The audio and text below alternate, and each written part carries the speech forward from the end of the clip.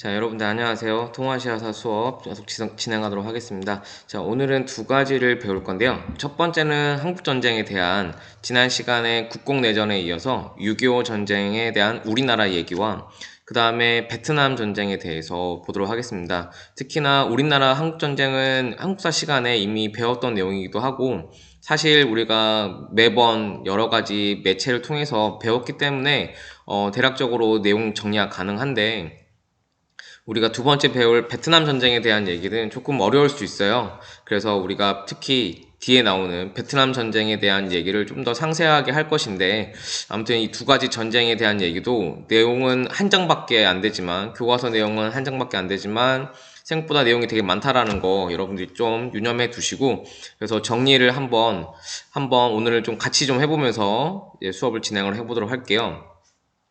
자, 첫 번째는 한국 전쟁인데 48년에 한반도가 남북으로 분단되었다는 얘기, 사실 45년 8월 15일 날 일본이 패망하면서 일본이 전쟁에서 지면서 어떻게 우리가 그 과정이 이어졌는가 배웠었죠. 그래서 이미 냉전 체제와 관련해서 한반도는 분단이 되어 있었고 우리가 다음에 배울 베트남도 역시 그 냉전 체제에 의해서 북베트남에는 사회주의 계열이 들어오고 남베트남에는 미국 계열, 그 다음에 그 자유주의 계열이 들어오게 되고 우리나라도 마찬가지죠. 북한에는 사회주의, 소련과 그 다음에 중국의 지원을 받게 되며 그 다음에 남한은 미국의 지원을 받게 되는 이러한 상황이 냉전 체제가 그대로 한반도에 이식됐다라는 것을 우리가 알 수 있어요. 자, 그러면 48년에 왜 남북이 분단되었냐? 이거 조금 말이 좀 이상하죠? 45년 8월 15일 날 각각 들어와서 문제가 되는 거 아니냐? 분단된 거 아니냐라고 볼 수 있지만 여기서 말하는 분단되었다는 것은 남과 북의 각각의 국가가 성립이 되었다는 것을 의미하고 있어요. 그래서 우리가 배웠지만은 48년 8월 15일 날 우리나라 대한민국 임시정부가 아닌 우리나라 대한민국 정부가 수립이 되고요. 그 다음에 48년 10월에 조선민민민주주의 공화국이 북한이 수립이 되죠. 그래서 48년에 지금 교과서 내용에는 남북으로 분단이 되어 있었다라는 것을 확실하게 얘기를 하고 있는 겁니다. 그래서 이제 정부가 두 개가 이게 되고, 그 다음에 국가가 두 개가 되는 상황에서, 이제 6.25 전쟁을 앞다투고, 이게 48년인데 여러분도 아시겠지만, 6.25 전쟁은 50년에 발발되죠. 50년 6월 25일, 약 2년밖에 되지가 않는데, 이 사이에 어떤 일이 있었는가에 대해서 조금 볼 건데요. 여기서 우리가 조금, 선생님 한번 적으면서 볼게요. 첫 번째는 당연히 냉전이죠. 네, 48년쯤 되면은 이미 냉전이 많이 심화가 되고 우리가 어저께 배웠지만은 47년에 있었던 트루먼 독트린이라는 이미 미국 대통령이 이제 확실하게 냉전 체제를 공고화하겠다는 것을 발표를 했었죠. 그러다 보니까 자연스럽게 48년에 한반도의 모습을 보게 되면 이미 냉전은 심화가 되는 모습들이 보인다. 그래서 소련과 그다음에 특히 소련과 그다음에 미국에 대한 대립이 전 세계적으로 퍼져나가면서 이게 한반도에 아주 강력한 갈등으로 이런 긴장감을 고조시켰다라는 것을 하나 체크하면 될 것 같고요.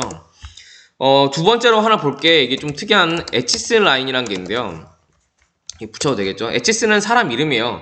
에치스는 사람 이름이고요. 이 에치스는 미국 여기 보면 아시겠지만 국무장관이죠. 그래서 이 미국 국무장관인 애치슨이 밝힌 그 미국의 방위선입니다. 그러니까 무슨 말이냐면 여기까지가 우리 미국이 지켜야 할 방위선이다라는 거죠. 여기까지가 미국에 말했던 그 자유주의, 민주주의, 자본주의 그 파에 이쪽까지 들어간다라는 것을 확실하게 방위선으로 그어놓은 게 애치슨 라인인데 여기에 특이한 게 우리나라가 제외되어 있어요. 우리나라가 남쪽과 북쪽으로 분단되어 있어서 남쪽은 미국의 지원을 받는데 불구하고도 애치슨 라인에는 벗어나 있습니다. 그리고 하나 더 특이한 게 타이완도 벗어나 있죠. 이게 아마도 이들한테는 북한에게는 또는 소련과 그 다음에 중국에게는 기회로 보였던 거예요. 아, 여기는 미국이 우리가 쳐들어가도 얘는 방위성이 바깥에 있으니까 쳐들어오지 않겠구나 라는 생각을 일단 했던 것이죠. 그래서 6.25 전쟁의 가장 큰 그 원인 가운데 에치슨 라인이 있다는 것도 하나 알아두시고요. 그다음에 너무 확실한 얘기인데 북한이 약속을 받았어요. 우리나라보다 병력이 더 많았어요. 북한이 이 당시에. 그래서 북한은 특히 이 병력이 많아진 것은 사실 지원을 받은 거거든요. 그 지원을 약속한 나라가 대표적으로 소련입니다. 소련이 북한이 침공을 해서 그 김일성이라는 그 일파들이 결국에는 내려올 때, 남침할 때 소련의 지원이 없었다면 그렇게 과감하게 전쟁을 할 수 있었는가라는 의심이 들 정도로 당시 북한의 전력이 우리보다 압도적이었다는 건 아닌데, 이때 소련과 이미 중국의 그 암묵적인 지지와 그 다음에 소련은 아예 대놓고 지지를 했었죠. 그래서 여기에 그런 긍정적인 그런 반응이 일어나게 되고, 결국엔 이것이 북한 애들이 결국에는 남침을 하게 되는 가장 중요한 원인이 되지 않았나라고 보고 있습니다. 그래서 1950년 6월 25일 날 기습적으로 남침을 강행했습니다. 그래서 소련과 중국의 동의와 지원을 받았다는 것은 지금 현재 엄청난 증거로 많이 있어요. 그래서 우리는 확실하게 6.25 전쟁은 남침이다라는 것을, 북한에서 쳐들어왔다, 공격을 해왔다라는 것을 일단 알아두시고요. 자, 여기 있는 지도 하나 체크해 둘게요. 이거 한국전쟁에 대한 결과인데, 한국전쟁에 대한 과정은 제가 간단하게 정리를 하겠지만 여기 있는 지도 같이 알아보면서 한번 정리를 해볼게요.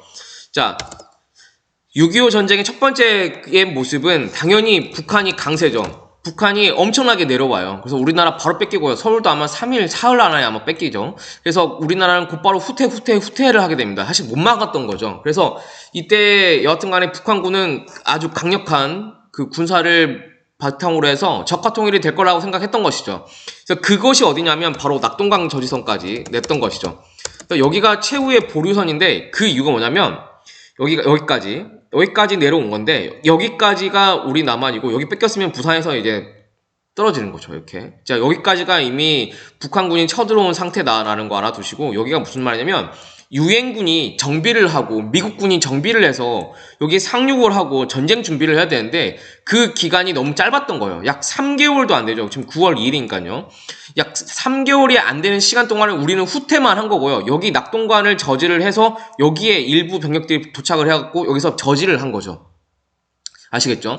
그래서 처음에는 북한이 엄청나게 강세로 쳐들어온다라는 거, 그 다음에 낙동강 저지선까지 후퇴를 한다라는 거, 여기서 우리는 누굴 만나냐면 여하튼간에 유엔군이라는 것은 미국을 대표로 하는 미국의 동맹군들, 그 유엔군들이 엄청나게 우리를 도와주기 위해서 참전을 한다라는 것도 하나 체크를 하면 될 것 같습니다. 거기서 이제 대기를 했던 거고, 여기서 우리가 뻗어나간 겁니다. 낙동강 저지선에서 일단 우리가 방어선을 쳐줘놓고, 이때 북한이 못 쳐들어와. 더 이상 내려오지는 않거든요. 낙동강에서 최후의 보루를 적고 나서 여기에 기습적으로 한 게 바로 인천의 상륙작전이죠. 네, 그래서 메가더가 유엔군 실시한 인천 상륙작전이 성공을 하게 되죠.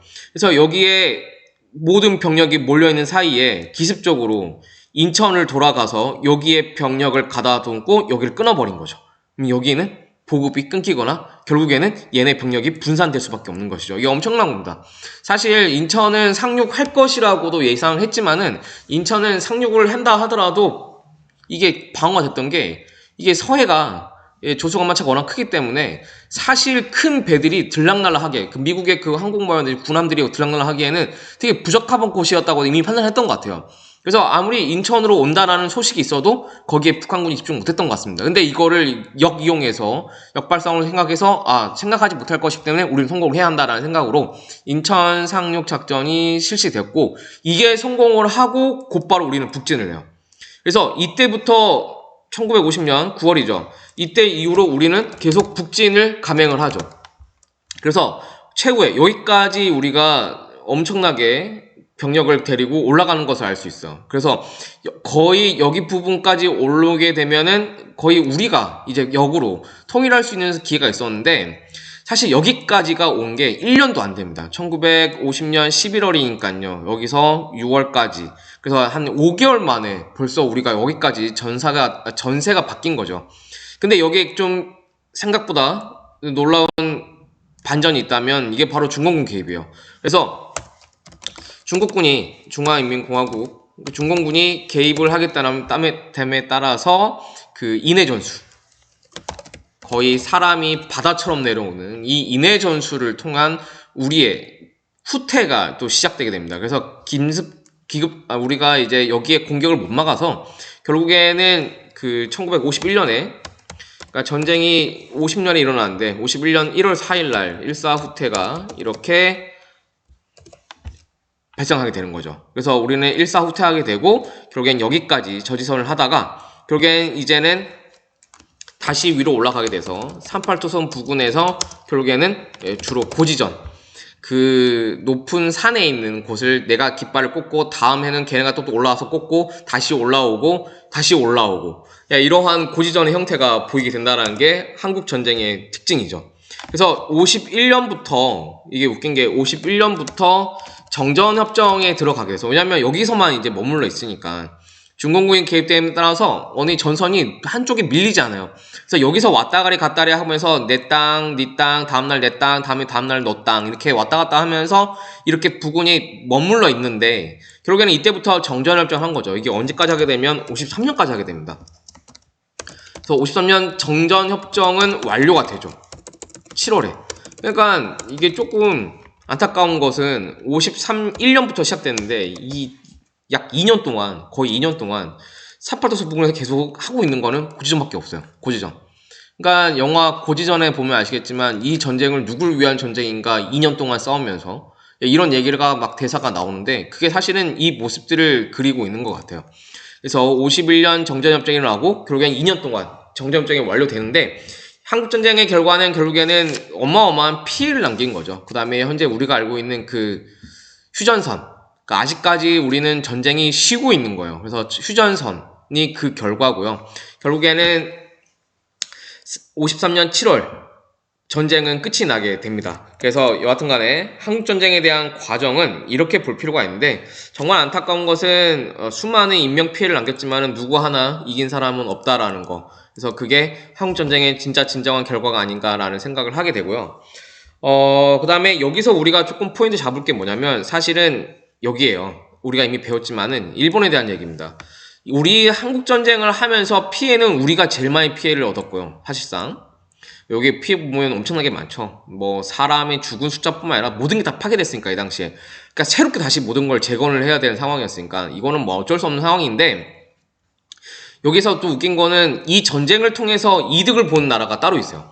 그 나라는 바로 일본입니다. 일본. 우리가 이미 배웠지만 일본은 샌프란시스코 광화조약도 얻어냈죠. 그 다음에 이때 이미 일본은 갑자기 방공체제 기지화가 되면서 경찰 예비대라는 군대도 갖게 됐죠. 군대가 아닌 군대를 갖게 됐죠.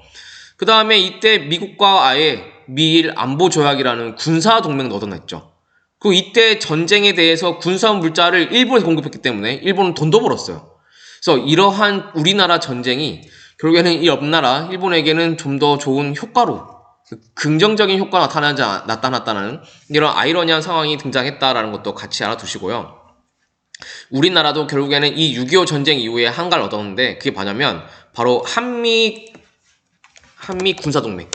그러니까 우리가 이걸 어떻게 표현하냐면 한미 안전보장조약 이렇게 표현하거든요. 이걸 53년 이후에 우리가 얻어내죠. 그래서 우리나라에도 이걸 근거로 해서 주한미군이 주둔을 하게 됩니다. 그래서 우리나라와 현재도 마찬가지지만 한국과 미군은 합동훈련을 하기도 해요. 이 합동훈련을 할 땐 가장 많이 경계를 하는 나라가 북한이기도 하고요. 그래서 한미안전보장조약이 우리도 얻게 되는 거죠. 마치 일본이 이때 맺었듯이 미국도 우리와 맺게 됩니다. 오케이? 그래서 우리는 이렇게 한 가지 알아두시고요. 우리나라에 대한 6.25 전쟁은 여기까지 한번 해보도록 하겠습니다. 그러면 여기까지 정리를 해보고 다음 페이지 넘어가시면, 네, 베트남 전쟁이 나오는데요. 베트남 전쟁은 조금 어려운 것 같아요. 그래서 다시 한번 정리를 해볼게요. 베트남은 일단 우리가 이렇게 봐야 될 것 같아요. 우리가 베트남 하면은 우리가 배웠던 것 혹시 기억나시나요? 이번 시험 범위에 배웠던 거. 일단 베트남은 누구의 식민지였다? 네, 그래서 프랑스의 식민지였다. 하나 기억해 두시고요. 이 식민지에서 극복하기 위해서 가장 노력했던, 또는 뭐 가장 주도적으로 했던 독립운동가 하면은 누가 기억난다? 호치민 또는 호찌민 하나 기억나시죠? 일단 여기까지 한번 두 가지 배웠는데 여기까지 정리를 한번 해보고 바로 들어가 보도록 할게요. 자, 전쟁은 똑같이 끝났어요. 제2차 세계대전은 마찬가지로 최종적으로 끝나는 것은 1945년이 맞죠. 45년 이후에 대한 얘기입니다. 그러면 이제 자연스럽게. 그러면 45년 이후에 베트남은 누구랑을 싸워야 되냐? 당연히 베트남에서 가장 열망하는 건 뭐겠습니까?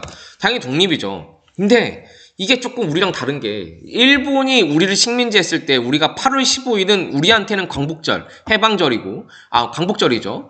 그 다음에 우리가 해방되었던 것이죠. 그 다음에 일본에서는 패망이라 했죠. 그러니까 일본이 패망하면서 식민지였던 우리가 풀려난 거예요. 이렇게 자연스럽게 이렇게 이해가 되고 우리는 광복을 얻어낸 건데 베트남은 사실 전쟁에서 2차 대전에서 프랑스는 승전국이죠.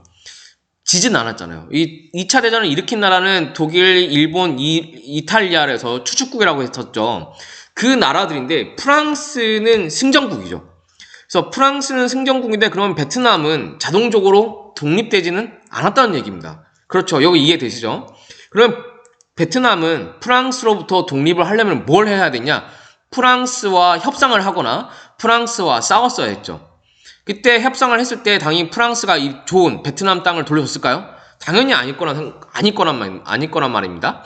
그러면 그랬을 때 베트남에서 결국에는 뭘 했어야 했느냐?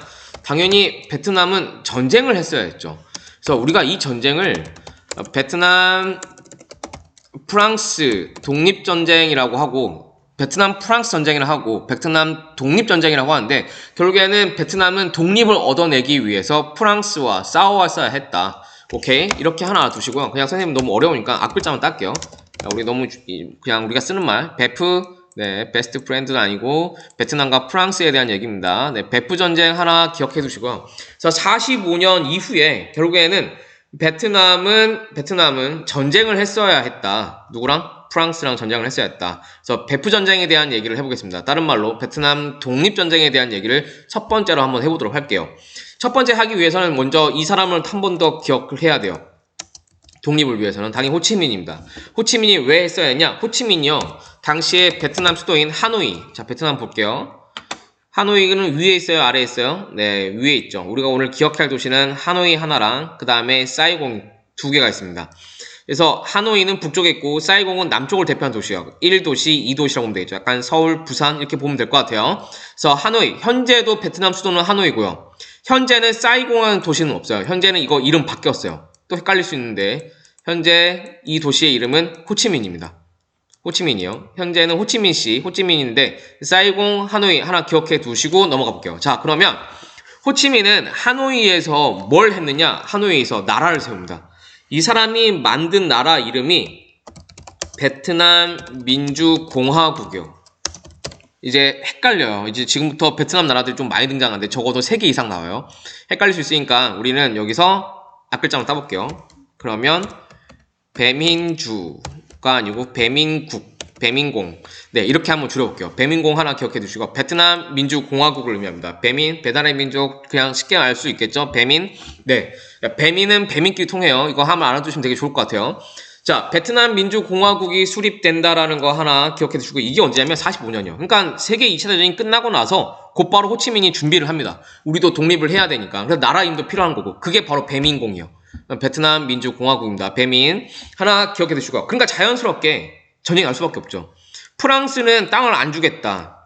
호치민은 나라를 세워버렸다. 그러니까 이들 간에 전쟁이 발발을 합니다. 오케이? 그래서 결국에는 이 프랑스의 지지를 따르는 사람들은 당연히 누구냐면 이때 미국과 프랑스가 서로 동의를 해주고요. 이때 같이 2차 대전에 싸웠던 이 프랑스랑 싸울 때 미국이 지지를 해주죠. 그래서 이렇게 전쟁이 일어나고요. 그 다음에 호치민은 대표적인 사회주의이기 때문에 이 호치민을 지지했던 나라들이 바로 소련과 중국이 있습니다. 네. 이렇게 하면 자연스럽게 또 냉전 체제가 되는 게 보이죠. 네. 여기는 독립전쟁을 해야 되는데 호치민은 사회주의를 따르기 때문에 호치민은 사회주의가예요. 그렇기 때문에 소련과 중국이 얘네를 지지를 해주고 프랑스가 우리는 안 뺏길래 하니까 그러면 우리가 같이 싸웠던 미국이 또 여기를 지지를 해준다. 이런 형태로 또 다른 냉전이 또 시작됐다. 냉전이 열전으로 바뀐 것이 하나 또 이렇게 보이죠. 그래서 베프 전쟁에 대한 결과 보겠습니다. 전쟁의 결과는 54년까지 가게 돼요. 54년에 이 디엠브엠프라는 곳이 있는데 여기 전투에서 프랑스가 패배합니다. 그러니까 결과적으로는 베트남이 이겨요. 그래서 DNB가 아니고 DMBM프입니다. 그래서 DMBM프에서 프랑스가 패배함에 따라서 프랑스가 이제 손을 떼게 돼요. 그래서 이 베트남에 대한 얘기를 결국에는 하게 되는데, 그걸 어디서 하느냐? 스위스 제네바에서 최종적으로 하게 됩니다. 그래서 제네바 평화협상, 제네바 회담이 일어나게 되고, 여기서 합의를 봐요. 그래서 프랑스 군이 철수를 한다라는 것에 동의를 하고, 결국에는 베트남이 독립을 얻어낸다. 베트남이 나라가 만들어진대요. 여기 또 문제가 생겨요. 베트남 제네바 회담에서 대체 프랑스군이 철수했는데 무슨 문제가 생기냐? 이게 또 웃긴 게 분단을 규정을 해요. 분단. 그래서 제네바 평화회담에서 무슨 규정을 하느냐면 북베트남과 남베트남이 구분되는 것을 규정을 적어버립니다. 그래서 2년 뒤에 통일선거를 한다. 이렇게 얘기를 하는데 이거 약간 얘기 많이 들어보지 않았어요? 그렇죠. 우리나라 남북 분단할 때 이게 나오죠. 우리나라 뭐 통일정부를 수립한다. 그때 모스크바 삼상회의 일어나고 막 그랬을 때 우리나라도 무슨 통일선거 한다는데 했는데 됐습니까? 잘 안 됐죠. 결국에는 이것도 그렇게 나아가게 돼요. 그래서 제네바 평화회담이고 제네바 협상에서 프랑스군은 철수를 하는데 이게 결과적으로 약간 찜찜한 게 분단 규정을 하게 된다. 그 분단이 여기 나와 있는 여기입니다. 여기 보시죠. 여기가 우리나라는 38도선인데요. 얘네가 여기 선이 지나가는 게 17도선입니다. 그래서 북이 17도선. 그래서 38도선 하면은 우리나라가 나오는 거고요. 17도선 하면은 이게 베트남에 대한 얘기예요. 베트남도 그래서 북베트남과 남베트남으로 분단이 된다는 것도 같이 알아두시고요. 그건 자연스럽게 북베트남에 누가 있냐? 똑같아요. 우리나라. 사회주의 계열이고요. 그다음에 남베트남은 당연히 자유주의 계열이겠죠. 자본주의. 이렇게 보면 될 것 같고. 그러면 얘네를 지지한 나라가 누구냐? 당연히 여기는 소련과 그다음에 중국이 있고요. 당연히 여기는 누구겠습니까? 미국이겠죠. 이렇게 분단이 되는 모습들이 보인다. 약간 우리나라 모습이 그대로 컨트롤 V 되는 것처럼 보여요. 사실. 근데 이게 하나 조금 제외되는 건 우리는 북베트남에서 누굴 배웠냐면 바로 호치민이라는 현재 건국의 아버지라 하는 이 사람이 여기에 들어가 있다는 것도 같이 알아두실게요. 그래서 여하튼 간에 이렇게 베트남은 남과 북으로 분단이 되어 있는 상황이다. 그래서 여기에 대한 내용은 여기에 지도를 보면 알 수 있다. 그래서 북베트남 여기는 하노이, 그다음에 남베트남 여기는 사이공, 이러한 것이 각각의 수도로 해서 결국에는 분단이 된다라는 거 같이 알아두시고요. 이제 우리가 또 알아야 할 게 뭐냐면 바로 이 국가에 대한 얘기요. 그러면 우리가 배웠던 얘기를 한번 더 해볼게요. 자, 여기서 슬러시 하나 넣어주고, 슬러시 넣어주고, 자, 슬러시 넣어주고. 자, 그 다음에 넣어주면, 자, 북베트남은 나라 이름이 뭐였죠? 여기 있죠. 이거 그대로 가져가 볼게요. 배민공입니다. 그쵸? 베트남 민주공화국은 그대로 있는 거죠. 왜냐면 호치민이 살아있죠. 그대로. 북베트남에. 북베트남 하노이에다 세웠다면서요. 그죠? 그래서 베트남 민주공화국 배민은 계속 갑니다. 이렇게. 그러면, 남베트남 당시 이름은 뭐냐? 남베트남 이름은 여기 나와 있습니다. 자, 얘는 이름이 배공이에요. 베트남 공화국입니다. 베트남 공화국. 그래서 베트남 공화국, 배공. 그러니까 제가 선생님이 배민만 외우라 했죠. 배민이 북쪽이다. 배민은 배민과 통한다. 라는 거 외우라 했죠. 그래서 우리는 배민공과 이 배공, 베트남 민주공화국과 베트남 공화국이 결국엔 이렇게 따로따로 수업되는 것을 알 수 있어요. 선생님이 북베트남을 배민공으로 하고 남베트남을 베트남 공화국으로 해도 여러분들은 헷갈리시면 안 됩니다. 아시겠죠? 그래서 여하튼 간에 이 배민공과 배공이 나뉘어져 있는 이 분단의 상황은 결국에는 이 제네바 협상으로 인해서 나온 결과다. 그거는 17도선으로 규정되었다라는 거 하나 더 알아두시고요.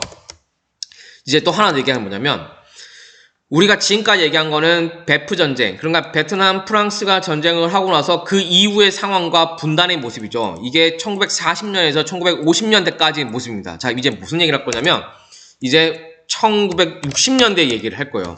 60년대에서 70년대 얘기를 할 건데 그럼 대체 여기서는 무슨 전쟁이라 하느냐? 맞아요. 또 전쟁이 일어나야겠죠. 이 전쟁은 우리가 일반적으로 그냥 베트남 전쟁이라고 해요. 베트남 전쟁. 이 얘기를 한번 해보려고 합니다. 자, 그럼 해석해 볼게요.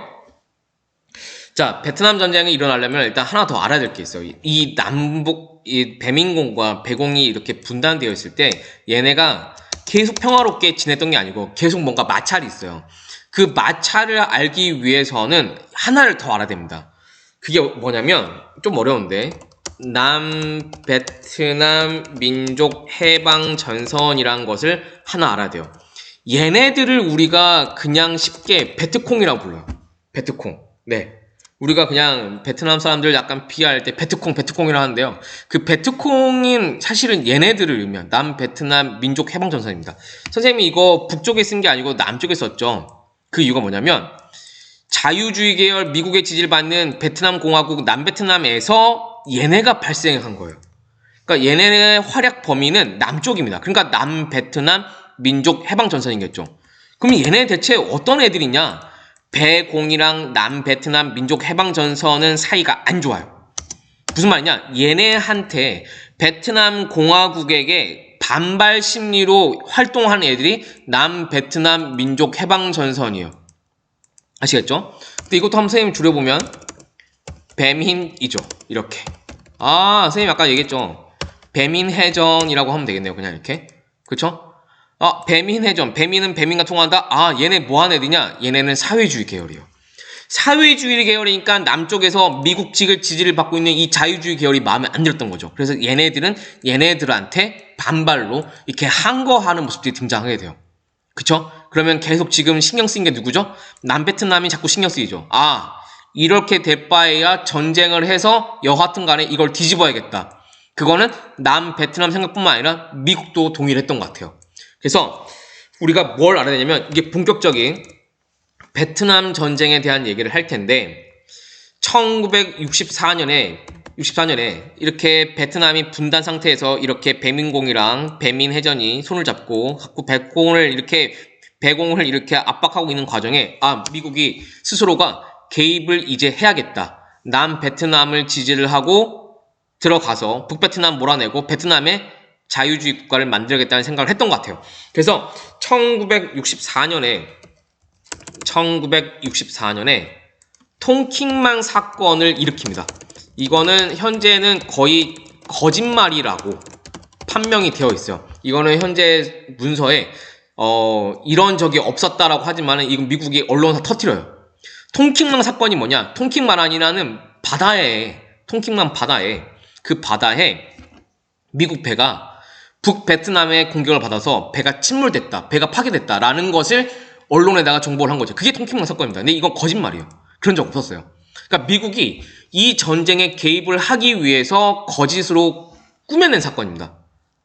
그러니까 여하튼 간에 우리는 이거를 통킹망 사건이라 부르고 통킹망 사건은 여하튼 간에 우리가 얘기하는 베트남과 미국 전쟁, 그 다음에 월남전, 우리한테는 월남전을 부르는 이 전쟁, 베트남 전쟁이 시발점이 되는 사건이에요.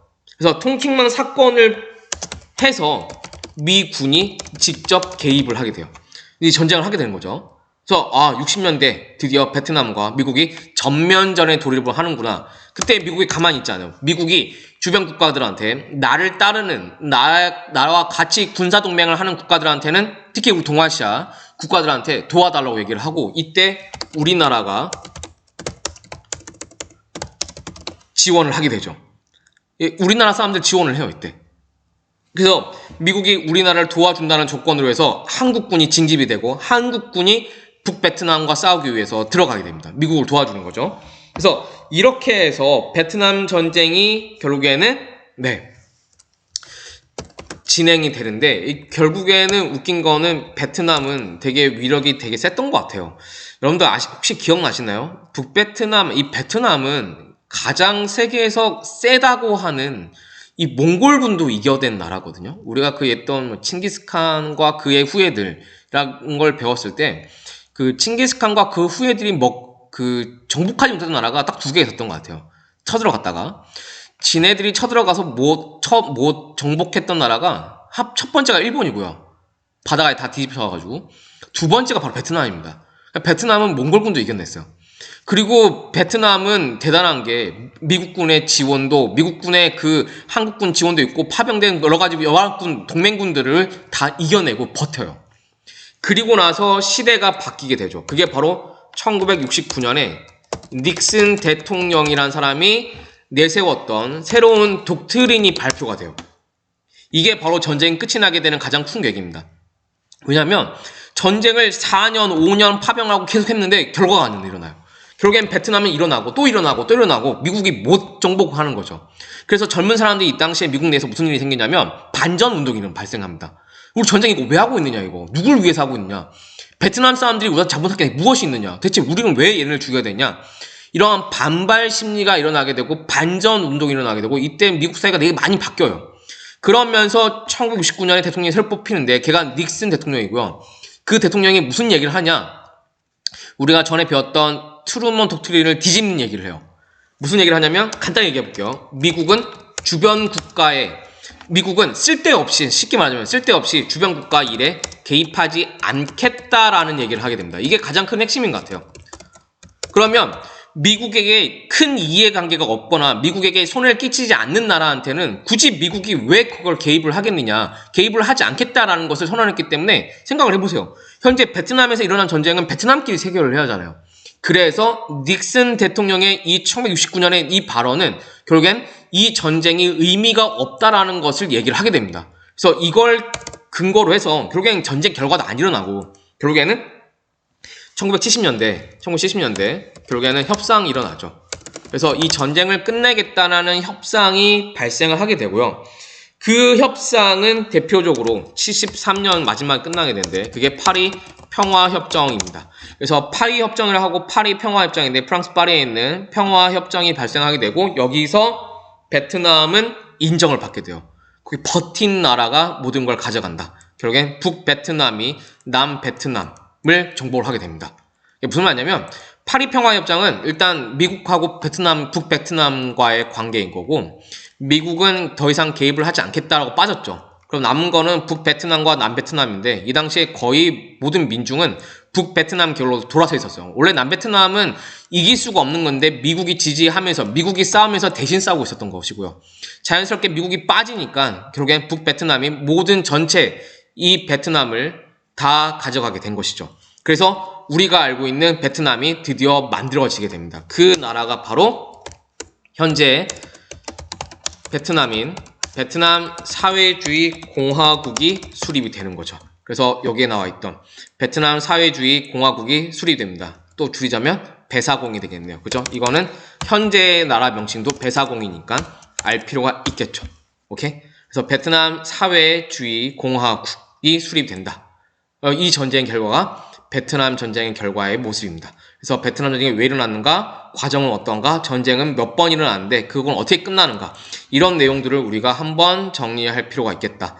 이렇게 하면 여러분들 오늘 170 몇 페이지인가요? 네, 173페이지에서 174쪽인데요. 사실 오늘 한 내용이 이 단원에서는 가장 어려웠던 내용이 아닐까. 왜냐면 이 베트남 전쟁에 대한 얘기가 사실은 정리하기가 되게 어려운데 오늘 배웠던 것으로 한번 우리가 복습을 해보고 정리를 해보면 쉽게 접근할 수가 있지 않을까 이렇게 생각을 하게 되고요.